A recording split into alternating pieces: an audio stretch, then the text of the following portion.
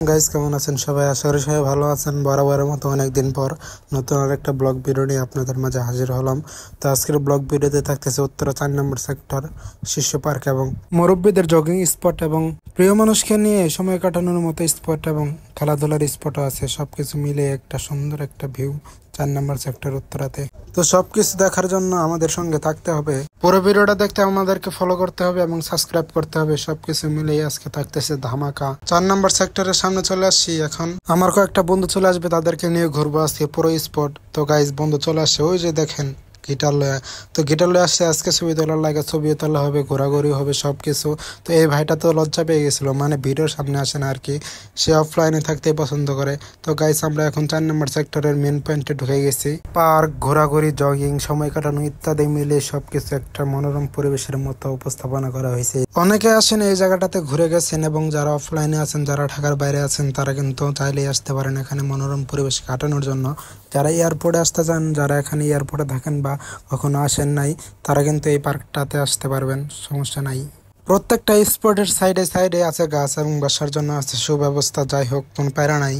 এটা হচ্ছে শিশু পার্ক। এটা মূলত খোলা হয় শুক্রবার দিন বিকাল 4টার পর থেকে সন্ধ্যা অবধি খোলা থাকে। তো এখানে ছেলেপেলেরা খেলাধুলা করে। এখানে আছে ছাতা বসে থাকার জন্য। আর এই গাছটা দেখতে পারতেছেন, পুরোটা একদম ফুটে তুলছে 4 নম্বর সেক্টরকে।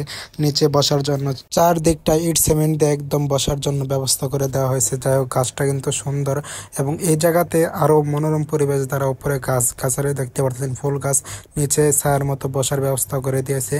এইদিকে অনেক মানুষ হাঁটাহাঁটি করে, বেশিরভাগ বয়স্ক লোকেরাই আসে। আর আমরা ইয়াং জেনারেশনরা একটু ঘোরাঘুরি করি। গাইস, এখানে আছে বাচ্চাদের জন্য জগিং স্পট। এখানে বাচ্চারা ক্যারাটে শিখে, জগিং করে, মারপিট শিখে, মানে একটু তাদের সেফটির জন্য একটু সুরক্ষার ব্যবস্থা করা হয়েছে। আর এখানে আছে উত্তরা কমিউনিটি সেন্টারের কার্যালয়, ওয়াশরুম, চেঞ্জিং রুম, পানির সুব্যবস্থা ইত্যাদি। এখানে ফুটবল, ক্রিকেট, ভলিবল, র্যাকেট ইত্যাদি সব খেলার ব্যবস্থা আছে। এবং এখানে খেলা পরিদর্শন করার জন্য, দেখার জন্য চেয়ার টেবিল সুব্যবস্থা আছে, ফ্রিজ, ঠান্ডা পানি সবকিছুই আছে এখানে। এই ফাঁকা মাঠটা হচ্ছে ভলিবলের মাঠ। এখানে খেলা হইতেছে না এখন, মূলত যখন খেলা হয় তখন ফুল ফিল আপ থাকে সবকিছু।